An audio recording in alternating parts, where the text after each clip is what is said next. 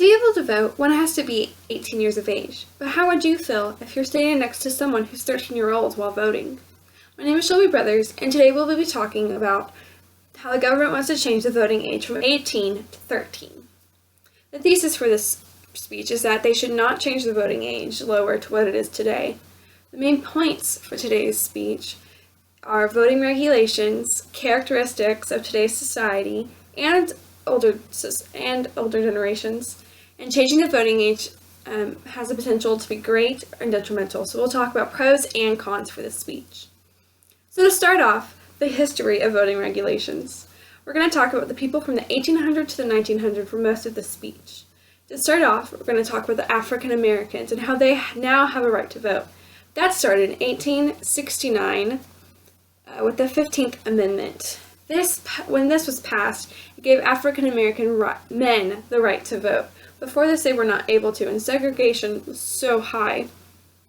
But because of this, many things were cleared up. The next thing is women's right to vote. Women received tons of discrimination because of their sex. They were to work inside the home, take care of the children, and things like that, and that wasn't good enough for them. So, in 1919, the 19th Amendment was passed, giving women the right to vote, and so to have a voice in all of this. Some regulations in the 1800s and 1900s. Property requirements was one, and there were also different regulations for different races. The property requirements, the second state got rid of property requirements. White men were able to vote, so that helped. And then different regulations for different races. There was a Chinese Exclusion Act, which kept Chinese from voting. There was also Native American regulations. And so for Native Americans to be able to vote, they had to deny their affiliation with Native Americans. And once they did that and filled out all of the required paperwork and stuff like that, they were able to vote. The second thing we're going to talk about today are the characteristics of society. In the 1800s, it was very different than it was today. Children began working from 6 to 8. From around that time, the boys worked outside with their fathers and the men, and the girls worked inside with their mothers. The boys did hard labor outside, working with animals and the farm and things like that. And then the girls helped the mothers with the littler children and also taking care of the house, cleaning it, and making the food, which is very different from today's society.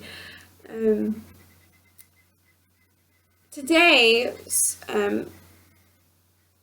children feel more entitled. In the 1990s, there was some of that started in the later 1900s. Now, the earlier 1900s, we weren't in that modern time as much yet, and so people were still very simple-minded. But once we hit the later 1900s, that began and producing us to where we are today, which is in the 2000s. So because of technology and modernism and all of that kind of things, face-to-face communication also took a toll, producing more social anxieties and things like that did not help our society. Older generations, though they do differ from the younger ones, still have a sense of technology, but not as much, or not infiltrated as much with it. They didn't grow up with it in school like today's society do and students today do. So changing the voting age could be great. Unfortunately, I believe it has greater odds to be detrimental. The pros to changing the age would be that students began to understand earlier on the political system and those kinds of things, which is good. Another thing would be that there would be more people in the election, more people voting. The last election statistics showed that more people stayed home and didn't vote at all because they were not happy. So the more voting, the more equality is spread around instead of just one group voting here and there, which does not create an equal voice and does not help the polls and help the elections.